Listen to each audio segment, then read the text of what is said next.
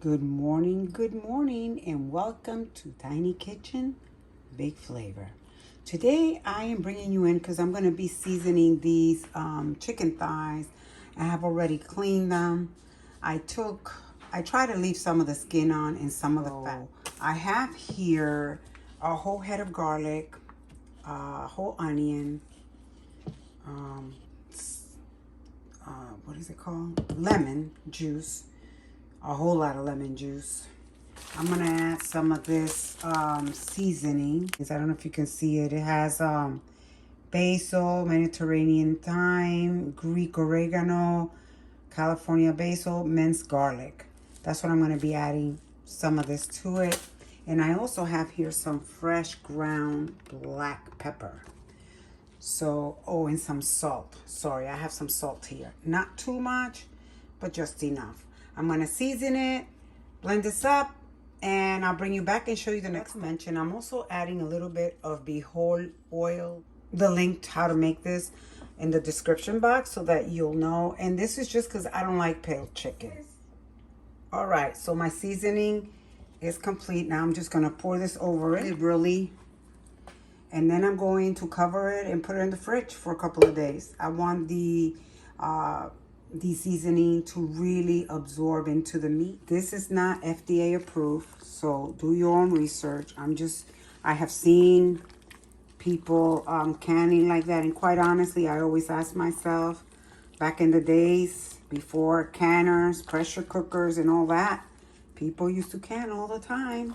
They used to preserve foods, and there's lots of way of preserving foods. I know in Europe, this is the way that they do it, in most of Europe, other countries.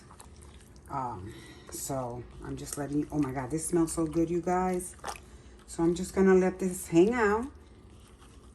You could also use this meat, if you like, to put it on the grill, this seasoning mix. So it smells amazing. I'm gonna cover it up. Okay guys, it is the next day and I'm getting ready to can, water bath canning chicken. This is not FDA approved. So please do your own research. If you don't feel comfortable doing this method, don't do it. I'm sorry. I feel like I got a little tickle in my throat. I have washed all my jars, disinfected them, checked to make sure that there aren't any chips on the jars. Everything has been cleaned. I'm going to do this method, but it's all going to be room temperature. I'm not going to preheat any water or anything. Everything is going to go in the canner at room temperature, just to save me time. And when, and only when, the water comes to a rapid boil, that's when you start your countdown. And you set your timer for 3 hours, okay? I got here chicken thighs, so I'm just gonna go ahead and load them up, and I'll bring you back in a minute. Okay, I was able to get 4 jars each, well, 3 of them with 4 of the chicken thighs and 1 with 3. And I went ahead and put all my dripping of my seasoning inside. All I'm going to do now is debubble. Make sure that I don't have any bubbles in here as best I can. The next step is to take some distilled white vinegar, paper towel, and clean around your rims so that you do not have any particle of seasoning or anything that's going to compromise the seal of your jars, okay? Also like to mention that I also wipe the inside of these just to ensure there's no particle of anything lingering on these, even though they were disinfected. The next step you're going to do is you're going to tighten it just finger tight, okay? You don't want to overdo it, just finger tight, see? Now I have loaded my canner. Guys, it's at this point that we put the lid on and we start our countdown. We set our timer for 3 hours.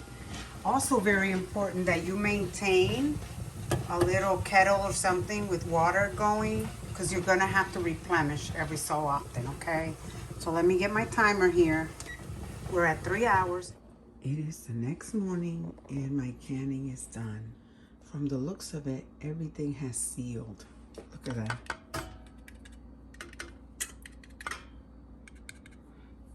Now I had some soup that I had made, and in order for me to get the canner really nice and full, I went ahead and canned this. So I had one left and I didn't want to, throw it out. So I canned that. And let me show you what my chicken looks like. Here's my canned chicken. It looks amazing. And you see all the juices it has in there. I didn't add anything. I didn't add any liquid to it. So it released a whole lot of liquid if you ask me. I'm going to see. It looks like everything's sealed properly, but I'm still gonna check. They're all the same amount of liquid. So I'm not sure if it's because it was canned in a water bath canning. When I use my canner, my pressure canner, it normally doesn't have all this liquid. So I'm really, this is, like I said, this is the first time I do this, but I am really, so far I'm very pleased. Like I said, everything seemed to have canned completely. If you try and pick it up, see that? It's not going anywhere. See? Yeah, it's canned. It's sealed. Everything is sealed. There was no leak of any kind that I can see. See that? Nope.